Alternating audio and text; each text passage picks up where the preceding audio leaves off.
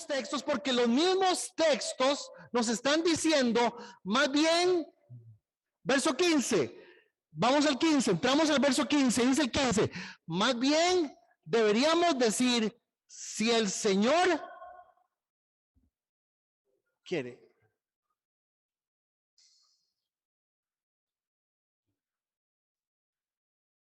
Pareciera ser que cuando el texto dice, si el Señor quiere, pareciera ser que lo que estamos diciendo es, antes de hacer algo, pregúntele a Dios. Y eso es algo que de alguna forma sí tiene que provocarnos alguna reflexión. Antes de hacer planes, pregúntele a Dios. Está bien.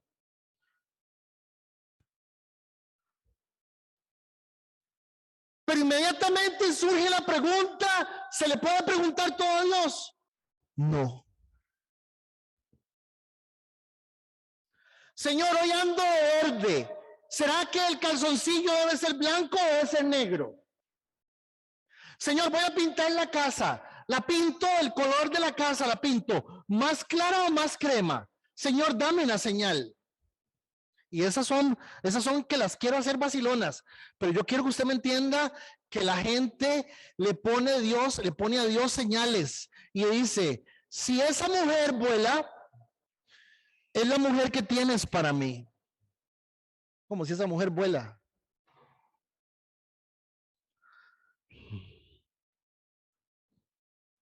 Preguntarle a Dios todas las cosas que Dios quiere son muy difíciles porque no podemos preguntarle a Dios todo por la lógica que esta mañana de alguna manera vamos a tratar de entender juntos y vamos a tratar de caminar. No creo que logre cubrir el 100% de lo que vamos a tratar de ver. ¿Por qué? Porque si la Biblia dice que tomemos en cuenta lo que Dios quiere, hermano, nos está hablando de la voluntad de Dios. Y para tratar de entender la voluntad de Dios es un problema. ¿Por qué?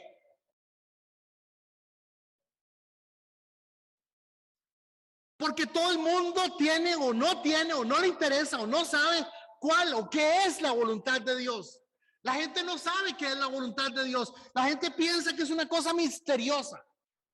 Solamente ciertas personas muy espirituales, muy especiales.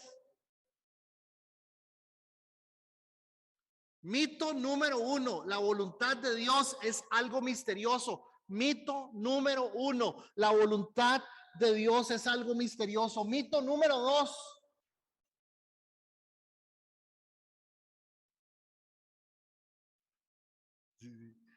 La voluntad de Dios es como el hongo ruso. La gente ponía encima de la refrigeradora, encima de la refri, el frasco con aquella cochinada, con aquella porquería. Ponían el frasco con aquel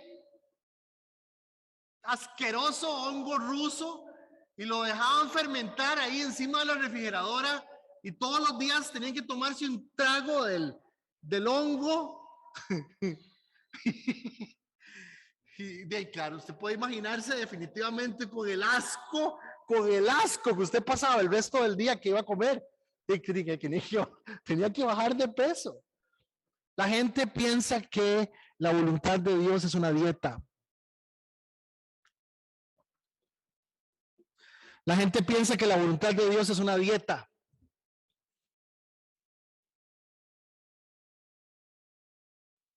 La dieta es un mal necesario.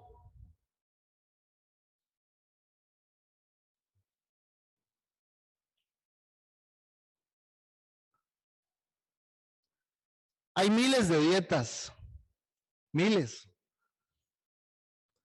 Pero la gente sigue creyendo que la voluntad de Dios es una dieta. La gente quiere creer que la voluntad de Dios es una forma de ver la vida en la cual yo me pongo en una posición sumamente radical. Y por eso es que me ha tocado escuchar gente, por ejemplo, que dice, yo sé que la voluntad de Dios es esta, pero yo todavía no estoy lista para eso. Yo no estoy listo para eso. La gente dice que la voluntad de Dios es un accidente de suerte, ¿Es un accidente de suerte específico o no? La gente piensa que la voluntad de Dios es un accidente de suerte. Y finalmente, la gente piensa que ustedes han visto esos dibujos donde usted le ponen un dibujo y entonces le ponen un 1 y al punto 2 le ponen un 2 y al punto 3 le ponen un 3 y usted uniendo los puntos hasta que usted saque con un muñequito, sale con una figurita. Bueno, la gente piensa que la voluntad de Dios es así. Si se salta un punto, le sale un adefesio. ¿Qué va a hacer un elefante? Inicia con el punto 1, se pone el lápiz en el punto 1, más cuando uno no sabe dibujar. Del 1 va al 2, del 2 va al 3, del 3 va al 4 y termina el elefante. Pero si usted se brinca algo, ¿y eso qué es? Un helicóptero, pero un elefante. Entonces la gente piensa que eso es la voluntad de Dios. Entonces hay gente, por ejemplo, que tiene que tener, ya le dije, tiene que tener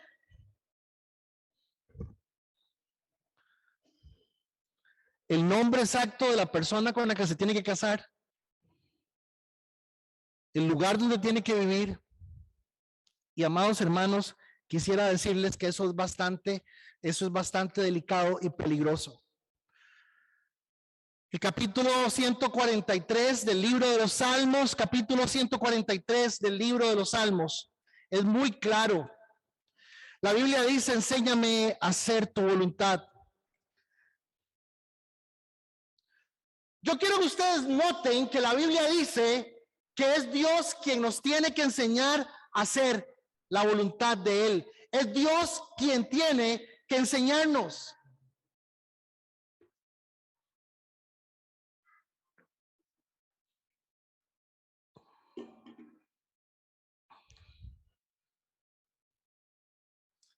Directamente este salmo no está diciendo descúbremela, revélamela. Dice, enséñame a hacer tu voluntad, porque tú eres mi Dios.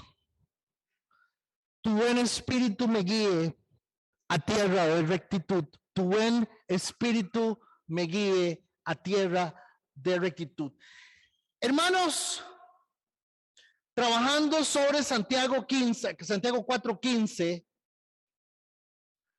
Santiago está diciendo, si Dios quiere, y la pregunta esta mañana, ¿qué será? ¿Qué será lo que Dios quiere? Y es importante que entendamos que de alguna manera, de alguna forma, eso tenemos que tenerlo claros todos, pero a la vez, atención, vuélvame a ver, atención. Ninguna persona en este recinto, ninguna, tiene total certeza, completa certeza de la voluntad de Dios en su vida, ninguna. Y eso no está bien. Perdón, yo no estoy excluyendo al pastor, no lo estoy excluyendo, ninguna, me incluyo. David está diciendo que la voluntad de Dios no es un asunto de información. ¿Cuánta información tengo si no es un asunto de obediencia? David está diciendo, es un asunto de obedecer, no es un asunto de informar. La verdad es que Jesús mismo vivió toda su vida buscando hacer la voluntad de Dios. Pablo, Pedro, Juan, de la misma manera. Jesús dijo que cuando oremos, tengamos la sensibilidad de pedir lo que estamos pidiendo y orar como estamos haciendo. Pero Jesús dijo que hiciéramos otra cosa. Jesús dijo, dejen que Dios haga lo que Él quiere hacer aquí. Pídanle a Dios que se haga su voluntad aquí en la tierra, como se hace en el cielo.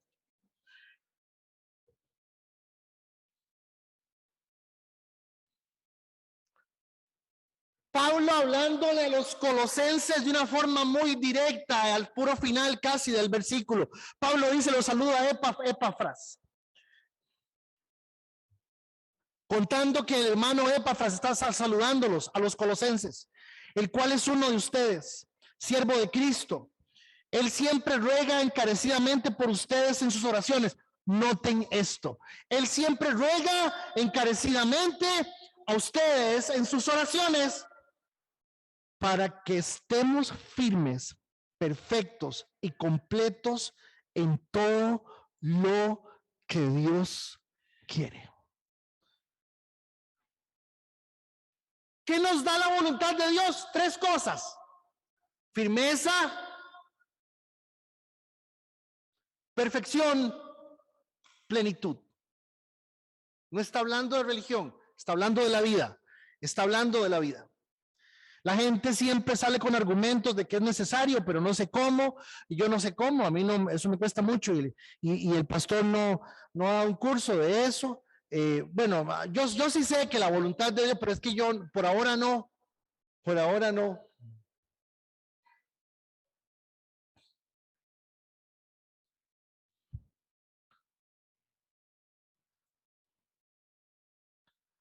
Si hacer la voluntad de Dios es irme a meter a una iglesia, a volar pandereta, no es lo mío. Y esos son los argumentos que la gente dice. A ver, hermanos, estoy hablando de la voluntad de Dios. Y aquí nadie, ninguno de ustedes, ninguno,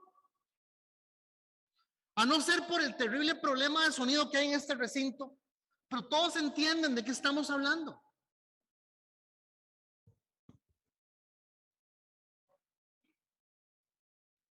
Es para los pastores muy fácil señalar a la gente y decirle a la gente: ustedes no están haciendo la voluntad de Dios. Es muy fácil.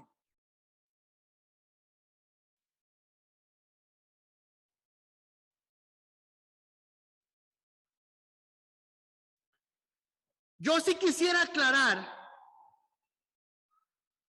que mucho de lo que nos han dicho que es una experiencia en una congregación cristiana, mucho de lo que nos han dicho que es una vivencia en una iglesia, dista mucho de la realidad de Dios en la vida de cada uno de nosotros. Y yo quisiera, por favor, que usted lo tenga muy claro. Cuando usted lee la Biblia, usted está hablando y oyendo personas cuya vida completamente está entregada absolutamente a Dios. Su vida gira en torno a Dios. Dios es el centro de todo. En el caso nuestro, empezando por el que les habla, Dios no es el centro de todo, porque todos los días nos desviamos y nos distraemos. ¿Sí me estoy comunicando?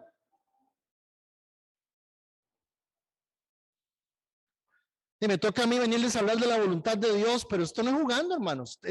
Santiago está diciendo: si Dios quiere, pues usted pregunta, Luis pregunta, Flori pregunta, Rolo pregunta, Nati pregunta.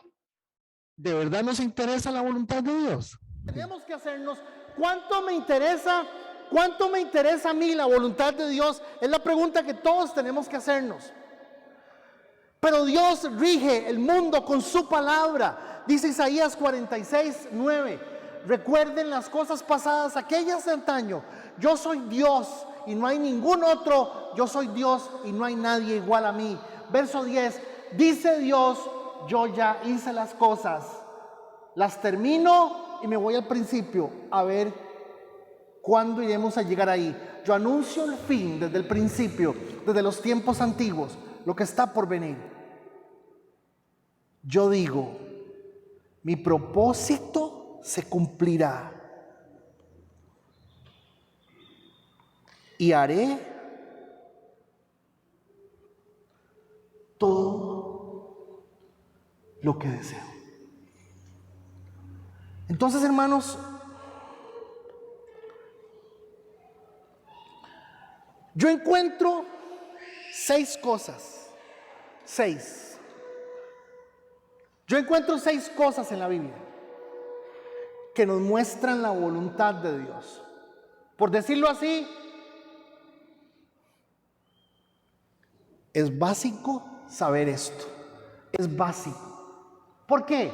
Porque le estoy diciendo que Dios rige todo. Dios sabe qué está pasando, qué va a pasar mañana. Dios conoce todo.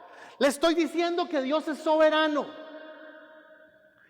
Y también le estoy diciendo que ninguno de nosotros tiene total conocimiento y total información de la voluntad de Dios sobre nuestras vidas. Pero eso no significa que no podamos conocer lo que Él ya dijo que es su voluntad, que es lo mínimo que tenemos que empezar a conocer. ¿Me hacen el favor y me dicen amén?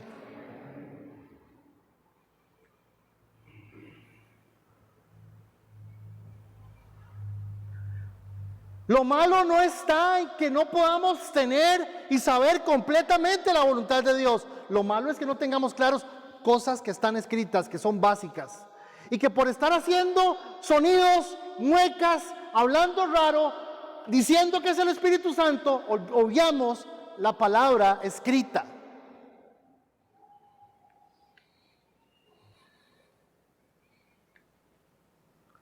Primera de Timoteo 2:3 dice: esto es bueno y agradable delante de Dios nuestro Salvador. Esto es bueno y agradable delante de Dios nuestro Salvador, el cual quiere que todos los hombres sean salvos y vengan al conocimiento de la verdad. Primer elemento que Dios quiere que usted y yo tengamos claros con respecto a la voluntad de Dios. Dios quiere que usted sea salvo aquí, en esta tierra.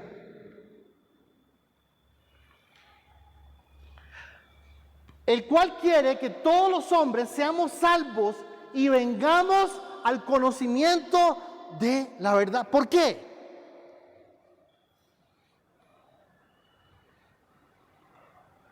Si conociendo a Dios y sabiendo de Dios somos unos monstruos,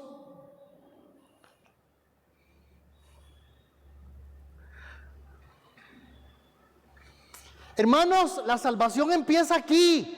La salvación empieza en la tierra. Lo primero que Dios hace es librarnos de nuestra genética. La salvación es cuando Dios viene y nos pone el Espíritu Santo en nosotros, y nosotros ya no dependemos de lo que nosotros somos, ni dependemos de lo que son nuestros padres, ni dependemos de nuestra naturaleza.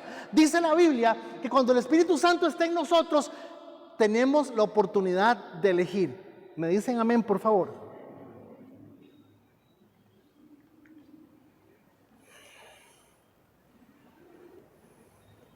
La persona sin Dios no puede elegir, no puede, hermanos, no puede. Cuando una persona es salva y conoce al Señor y le ha entregado su vida al Señor, tiene la capacidad de decir: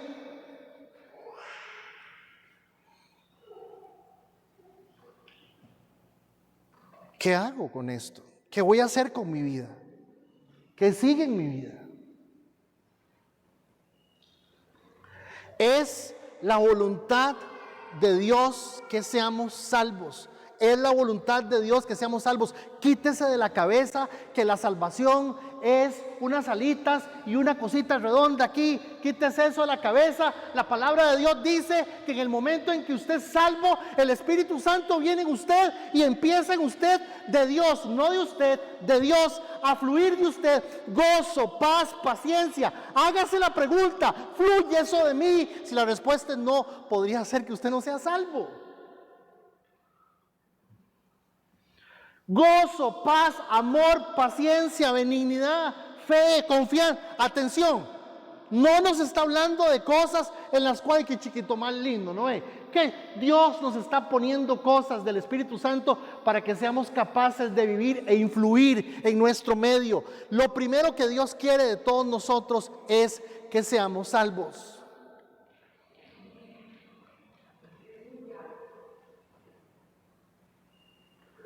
Pero como la salvación se ha circunscrito a estos edificios y estas cosas, y yo ya no fumo, ya no veo guaro, ya no digo puchis, ya no veo huilas, y Netflix jamás, puro Canal 23. Hermanos, seamos serios, por favor. Dice la Biblia que una persona nacida de nuevo expresa, revela, muestra la presencia del Espíritu Santo en ella.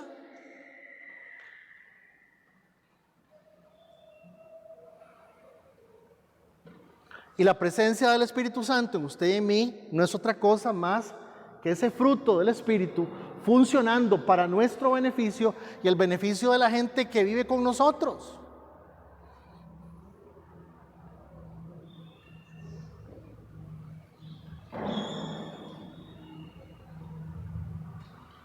Usted me perdona, pero yo estoy convencido que más del 60% de la gente que asiste a nuestras congregaciones no es salva. No es salva. Es más, cuando yo oigo gente arreglándose sola, reparándose sola, quisiera leerles un mensajito de texto que me enviaron ayer.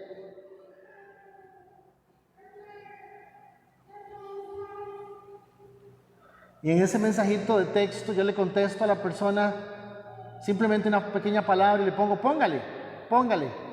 Y me pone, ¿qué tengo que hacer? Y cuando me puso qué tengo que hacer, lo primero que le contesté fue, entréguele su vida al Señor y acepte la salvación de Dios en su vida. Porque usted sigue siendo el mismo animal, perdóneme la palabra, el mismo animal, solo que ahora está un poquito más controladito. Porque la Biblia dice que la gente no cambia, se porta bien si le conviene.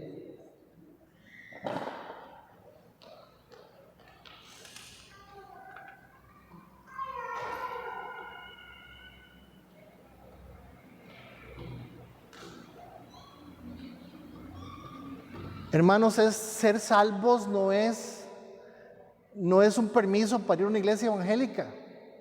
Ser salvo es la oportunidad que Dios nos da para poder vivir en esta tierra y no ser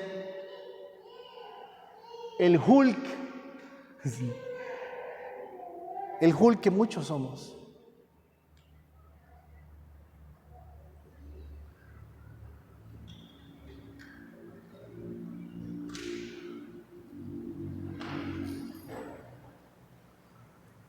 ¿Cómo sé yo que soy salvo o no? Y ahí, hágase la pregunta. Vean, estamos hablando de la voluntad de Dios y la voluntad de Dios es que todos seamos salvos. Dice, esto es bueno, agradable delante de Dios, nuestro Salvador, el cual quiere que todos los hombres sean salvos y vengan al conocimiento de la verdad. Una pregunta, ¿qué hace usted con el conocimiento de la verdad en el cielo? Nada. ¿A dónde necesita usted el conocimiento de la verdad? Aquí.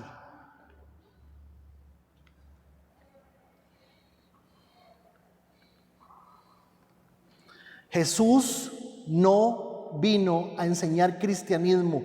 Quítese esa etiqueta de la cabeza. Jesús no vino a enseñar cristianismo, vino a enseñar vida y vida en abundancia.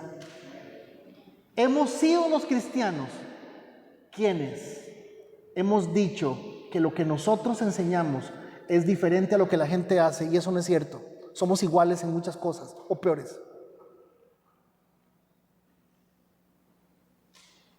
Si usted quiere saber la voluntad de Dios, lo primero que le voy a mostrar, y se lo voy a dejar ahí nada más, se lo voy a dejar puesto nada más, ya terminamos.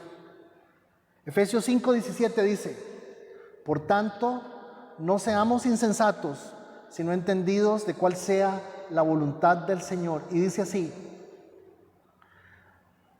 no se embriaguen con vino, en lo cual hay disolución. Antes bien, sean llenos del Espíritu Santo. Los espero de hoy en 8 para continuar con este tema. ¿Cuál es la voluntad de Dios para mi vida? Y lo primero que usted tiene que conocer es lo que dice la Biblia. Y lo primero que dice es que Dios quiere que usted sea salvo. Y 2, Dios quiere que usted sea lleno del Espíritu Santo. Esa es la voluntad de Dios. Señor, te doy gracias en esta mañana. Y la verdad, Señor, es que te pido por mí. Te pido por mí porque los que más hablamos, a veces